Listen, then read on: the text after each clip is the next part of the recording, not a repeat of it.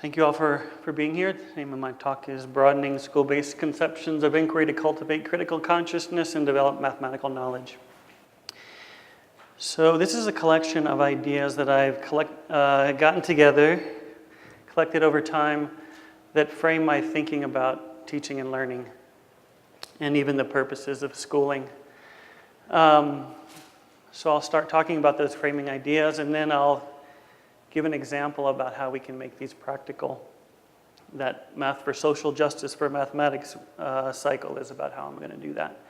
So before I begin, I have to credit Rethinking Schools, Radical Math, the Center for the Mathematics Education of Latinos and Latinas at Arizona State University, and a bunch of others whose work I draw on throughout the talk. All right. Thought math was just a subject they implanted on us just because they felt like it. But now I realize you could use math to defend your rights and realize the injustices around you. Now I think math is truly necessary and have to admit, kind of cool. It's sort of like a pass you could use to try to make the world a better place. All right, so I'm going to talk about how this happened. Sometimes we think about teaching on a spectrum. I know Randy has at least once. I got the spectrum idea from Randy. From traditional lecture-oriented to reform inquiry-oriented. And for some reasons, we find people located at points along this spectrum. Some of us have our goal to continually move to the right. It's supposed to be cut off there. Oh, yeah. All right, but I'm proposing that we broaden the spectrum to include a radical multiculturalist pedagogy. And I mean radical in the Latin root, at the sense of root, like finding the root causes, understanding dynamics of political, social, economic issues. All right, so I'm going to talk about how to broaden the spectrum towards radical multiculturalist pedagogy. And this is what I mean by broadening school-based conceptions of inquiry. So we take a very, what I think is a very noble approach to teaching through inquiry, which honors students' thinking and recognizes students as knowledgeable. Otherwise, we couldn't have them engage in these activities if we didn't think they had anything to contribute. By broadening conceptions of inquiry, sometimes we can get into the habit, because we're operating within institutional structures, to only honor students' thinking to the extent that it accomplishes our instructional goals. Okay? One more time. Sometimes we are only interested in student thinking to the extent that it accomplishes our instructional goals. Okay? How can I get students to do the things that I want so that I can teach them this topic? We start with the topic, and then we bring in students' ideas rather than the other way around. Students in the United States are not provided with ongoing opportunities to think independently and disagree in a civil fashion. Instead, they attend educational institutions that rely heavily on system maintenance and safety rather than on pedagogical practices that provide students with opportunities to become active agents in their own learning. And this idea of agency will come. I'll explain more about that later, but it's a prominent theme throughout the talk. Okay, I know you can't read every word, so I'm going to break this. These are two different causal diagrams combined into one that explains some of the dynamics of two different pedagogies. One is the banking concept. This draws on Paulo Freire's work. And the other one, it draws on his critique of schooling. And the other one is his pedagogy, a liberatory humanistic concept of education. All right, so I'm going to break this up into pieces and explain how this causal diagram works. All right, here's what alienation is. Alienation separates willing and doing. So a student might have a will to do something, but no space in which to enact that will. Or a student might be asked to do something that he or she is unwilling to do, and that leads to alienation. So I read yesterday that 7,000 students drop out of school every day. 7,000 students drop out of school every day means well-attended Moore conference worth of people will have dropped out of school by the time I finish my talk. Okay? All right. Alienation is characterized by estrangement, powerlessness, depersonalization. Julian and Phil call this disenfranchisement. When students are alienated, they come to feel estranged and powerless. This encourages entity theories, which I'll talk about, entity theories of ability and efficacy. Alienating experiences lay the groundwork for a pattern of powerlessness that's likely to continue beyond school, throughout and beyond school. Entity theory is what Bill McKenna is talking about at this very moment. A fixed theory, I either have the ability or I don't, which means either I'm able to or I'm not. And agency, okay. Agency capitalizes on curiosity and a need for connectedness, okay? Because you have this strong foundation in inquiry, there are some things that you already understand that I won't go into more depth, and I appreciate that you have that venue to connect with these ideas. Agency unifies willing and doing. That plus means increases enthusiasm and ownership increases engagement, knowledge, and skill building. This is a sense of, I have an active role. I have a legitimate role in my classroom, which means my contributions are not only valued and honored to accomplish goals, but they have some impact on what gets talked about. I don't just play along, I play a part. So it's participation in the sense that you're not just answering my questions, but you have a legitimate role to play. This encourages incremental theories of ability and efficacy, meaning that I can see that my ability continues to grow. Intelligence is not fixed. And I see myself as able. These lay the groundwork for a pattern of engagement that's likely to continue beyond school. This is what Freire calls the banking concept of education. Teacher, what we talk about is lecture. I talk, students listen, I act, students are acted upon. Teacher knows everything, students know nothing. Teacher chooses and enforces his or her choice, and the students comply. They learn to be obedient and comply. Knowledge is a gift that I have, that I'm willing to bestow on you because I project you as ignorant. But I have this gift, and I will bestow that upon you. That puts you in a passive role. Your role is to deposit the ideas that I bestow upon you. In contrast, is the liberatory humanistic concept of education, where draws on Gloria Ladson-Billings' culturally relevant pedagogy. A notion of teaching as mining. This is inquiry, right? I have an orientation towards you as knowledgeable. I want to mine whatever knowledge you have. You see a place where that knowledge is seen as a resource for the things that we talk about. A community of learners, a vision of social justice, cultural, linguistic, and experiential knowledge. And diversity is seen as a resource. This is important here. Well, it resonated with me. We typically think of resources as expensive and finite, and things that some schools have and other schools don't. Diversity is infinite, right? We see diversity as all of the different forms of knowledge and experiences that students bring with them to the classroom. Diversity as a resource as opposed to diversity as an occasion to remediate or differentiate. I suspect you know what I mean.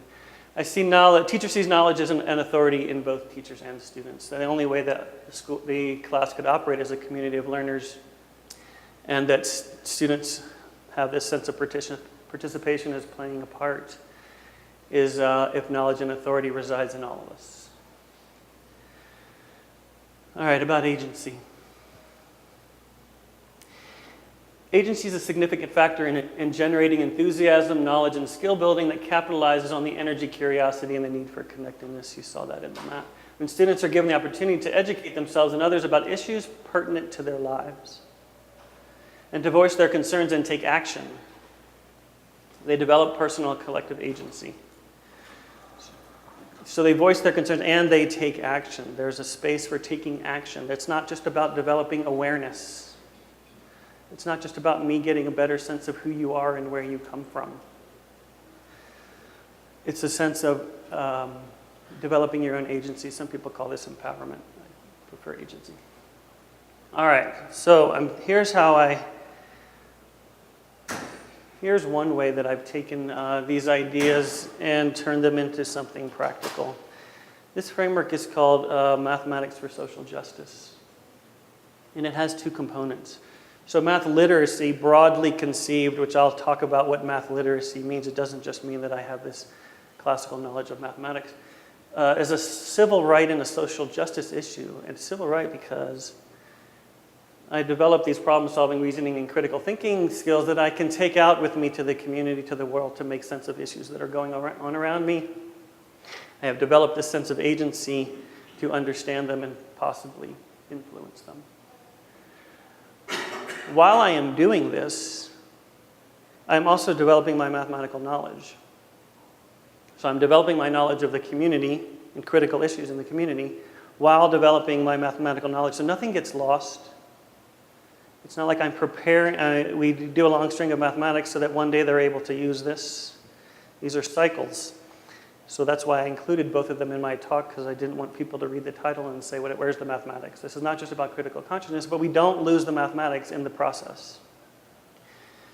You can understand that if students have personal connections to the mathematics, then that will be more productive than textbook applications, or even my predictions about what I think they'll be interested in. Those fall flat. All right, here's what Math for Social Justice is. Students can learn that math is a powerful, relevant, analytical tool for understanding and potentially influencing important social, political, and economic issues. Students deepen their mathematical understanding through analyzing complex social, political, and economic issues that are important to them in their community. Okay. Students understand their power as active citizens in building a democratic society and become an active role in that society using mathematics as a resource. And they become more motivated to learn and engage with rich and important mathematics. All right. This is Rico Gutstein's framework on math for social justice. Two components, reading the world with mathematics and writing the world with mathematics. Reading is understanding these issues in my community. Understanding relations of power, resource inequities, disparate opportunities, discrimination. Using mathematics to examine these phenomena in one's life and in the broader world. This is reading. This means using mathematics to understand these issues, to analyze important issues. And then writing mathematics is the other side of the cycle, is using math to change the world, to see yourself as capable of influencing. In contrast to an environment where we are trained to comply and obey and so forth. All right, so not only do we accomplish these goals, which everyone in the conference is talking about and shares, we understand the mathematics, we succeed. We also change our orientation towards the mathematics, right? I think that's the hope for inquiry as we come to see it broadened. But also these, reading, writing, and developing these positive identities.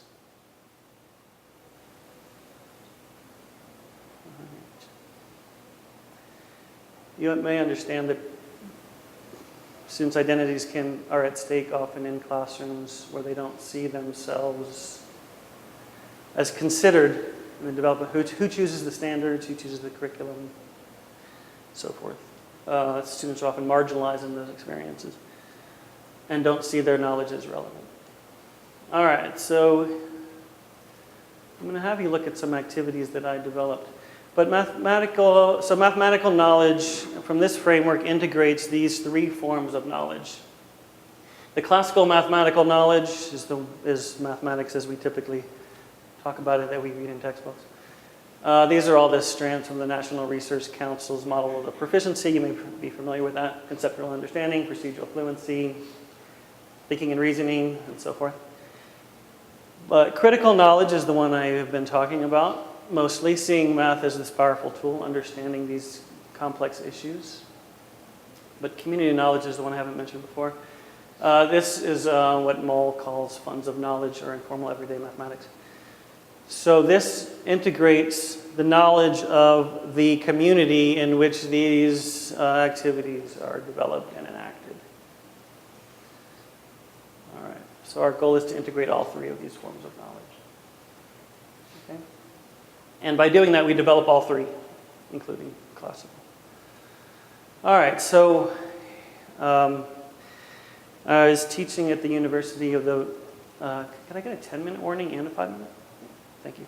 I was teaching at the University of the Virgin Islands in St. Thomas for 2 years. So I was new to the community. I wanted to, the junior university is a program developed in collaboration between the university and the Department of Education for 7th grade boys who are at risk of not being able to progress into 8th grade, into middle school, junior middle school. Right? They were labeled at risk of failing 7th grade and having to repeat. So they were given a second chance. They would come to the university, and if they developed all the skills and abilities and knowledge that we asked them to, if they did a good job in those 5 weeks, then they would be allowed to proceed. Okay. So I was asked to develop a curriculum. I know that there's nothing that's too complicated about the mathematics. I know that I suspected that the reason the students were failing was not because the mathematics was too difficult. And so it didn't make sense to me to just redo what had been done before, even in a new way. I really wanted to give a sense of a different kind of environment. So I adapted social justice mathematics lessons from Rethinking Schools and Radical Math and so forth, because I was new to the community. I was only there for a year. And these lessons are built around issues of interest to the students, and I didn't know what those issues of interest were. And I didn't want to come into a community and say, I recognize these injustices in your community, and start pointing my finger, the white guy stateside who comes here and says, there are problems in the prison population. And okay, you get what I mean. So I adapted lessons from more global contexts to the Virgin Islands setting.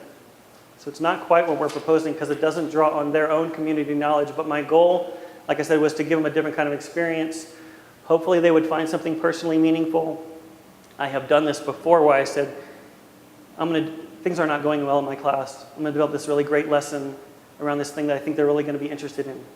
And I come in the next day and it's not like any, it's just like every other day because I imposed what I thought would be interesting on them and lessons fall flat. So what I hoped would happen, well, other people implemented these lessons. Teachers in the community implemented these lessons.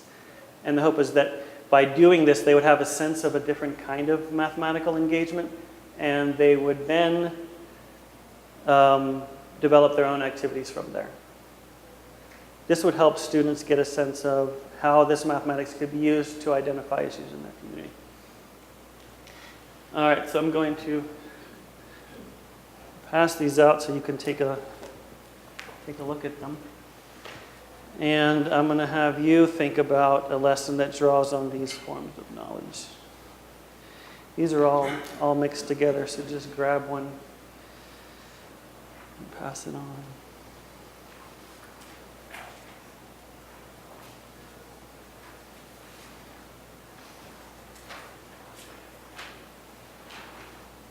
And you can look, and I'll talk about them while you're looking too, so everybody gets a sense. So. Or maybe I'll wait a few minutes. The idea is I'm taking global context. I guess that's what I want you to notice. Global context adapted to the local context.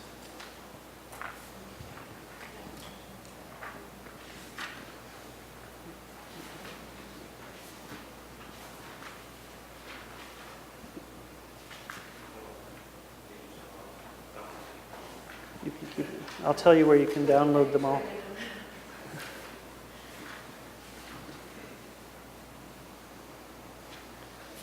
All right, so as you look at those, I gave this other handout that has the 3 forms of knowledge. See if you can identify the 3 forms of knowledge in that activity.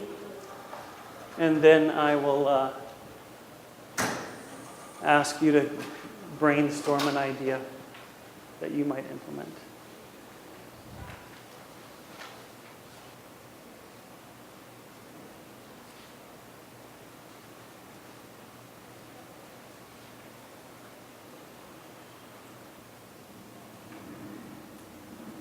All right, I'll just summarize each of these very briefly. For those of you who haven't seen them, I'll tell you where you can download all of them if you want, and where I also got them from. Math in My World is wide open. They go out into the community, they take a picture of something, and they come back and mathematize it. This can be like a sign or a building or some kind of interaction between people in a park or a dilapidated building, something like that. All right, cost of war, how much money is that? If you spend $1.5 trillion on the wars in Iraq and Afghanistan, and people don't have a good sense, well, nobody has a really good sense of what a trillion is, but they don't understand the distinctions, how big the distinction is between a million, a billion, and a trillion. Trillions is a lot of millions, I guess. Right, so the tallest mountain on St. Thomas is, I can't remember. Anyway, one of you has it in your activity out there. Anyway, they say, how many mountains tall would a stack of trillion pennies be? How does it affect my community? That's one I'm very proud of. We could solve global problems with that, just that money that we spent on the war.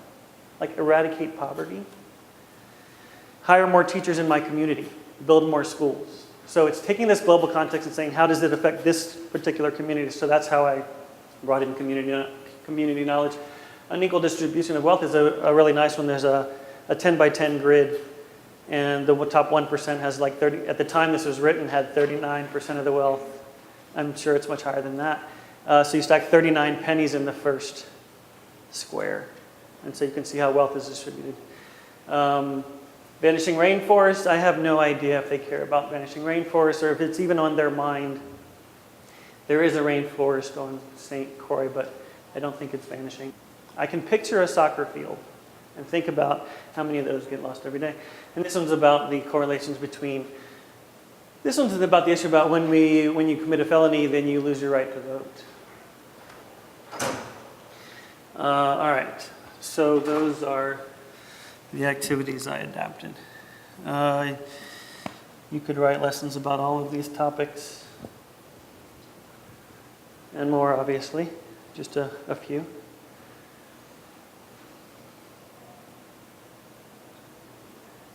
So I'll leave these up here. What I want you to do for 3 or 4 minutes. Again, you're predicting what will be of interest to your students, but you have them like, you think about your community and the issues in your community that may or may not be relevant to your students. Brainstorm. You could do this independently since you're in your own community, but if you share a community or you're thinking globally, anyway, in the engaging in IBL sense, I want you to wrap your heads around these ideas, and so I want you to be able to do that before you go. Just think about what lesson, what activity, what context, what mathematics you would build a lesson around in your own community. You do that for 3 or 4 minutes.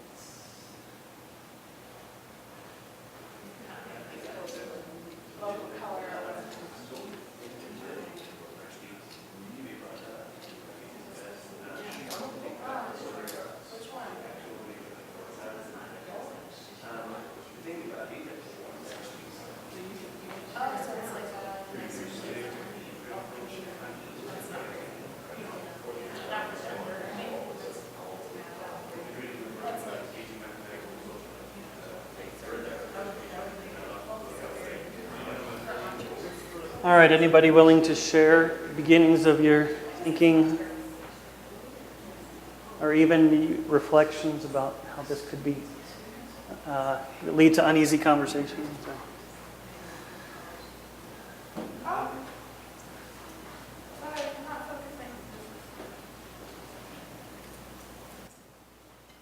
Let's see, we talked about incarceration. One of our group members, I forgot, is your name?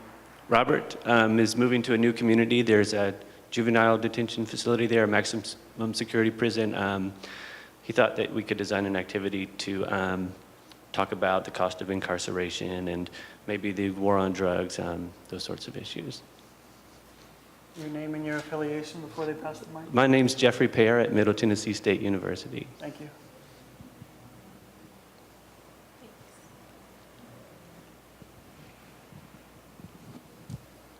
Hi, I'm Dana Olenoff from Widener University. I was just thinking for college students, the cost of college education is probably something that's pretty pertinent to all of them. Okay, I'm gonna wrap it up and then we can, if you have any questions.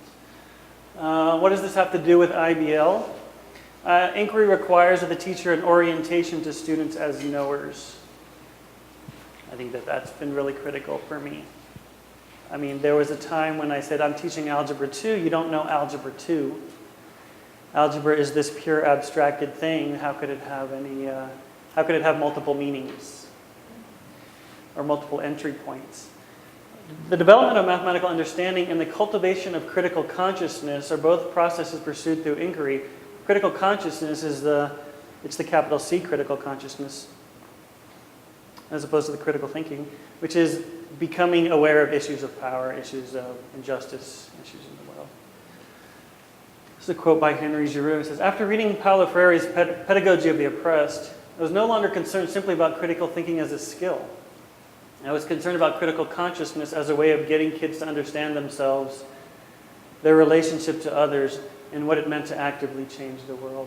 So this shift from critical thinking as a skill to critical consciousness is the shift that I had made, beginning actually after reading that Pedagogy of the Oppressed, which I highly recommend, by Freire, who says, apart from inquiry, individuals cannot be truly human.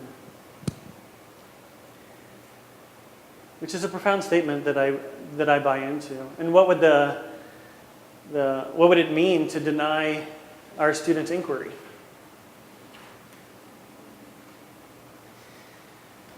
We believe that schools must serve as the principal medium for developing youth the attitude, skills, and skills of social, political, and cultural criticism. This is written by Neil Postman and Charles Weingartner in 1969 in Teaching as Subversive Activity. And we still must, I think we need to still think of this, unfortunately, as subversive. It's the reality. So in closing, how could you integrate these into your classes? And what are some of the issues that your students face, which is what you've been thinking about? And what are how can we mathematize those experiences? Thank you. Here's my email address. I have cards over there by the water. I have a few of these social justice guides. But this is my website, www.wonderfulideas.org. And if you go there later today, I'll put these all up on there at some point today. So you can download all these activities. Thank you.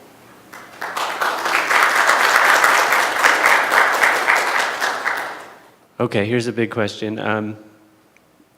Maybe a couple questions. Do you do any of this in your teaching at the university? And if so, how do you assess students when they're engaged in critical mathematics? I do less of it when I'm in my university teaching. So this is one way of enacting some of these ideas. I do less of the math for social justice. I think about this as I'm writing contexts. I think the thing that I do most associated with these ideas is the honoring of students' ideas and the orientation toward them as knowing. I could do more to draw on the community knowledge. I don't make explicit attempts to do that, but in my relationships with anxious pre-service teachers, these issues sometimes arise. Don't necessarily mathematize around them, so the answer is less in my courses at the university, the ones that I'm currently teaching. I mean the ones that I teach for pre-service teachers. Thank you. Harold Ryder, UNC Charlotte. I'm looking at the distribution of wealth handout, and question 2 says, what is the relationship between wealth and poverty? And of course, at first glance, it's tempting to say, well, they're opposites of one another. But I wonder if you're trying to get at something here, maybe that they're not really opposites and that it's possible for a wealthy person to be impoverished in some way. Good question. There's a narrative that comes before that page. I mean, your question is more profound than I was trying to get at. There's a question that comes before that page which distinguishes between income and wealth. So that's really what I was just getting at, understanding what the difference is between income and wealth. Great. Let's thank Steven again. We're going to have the next session start.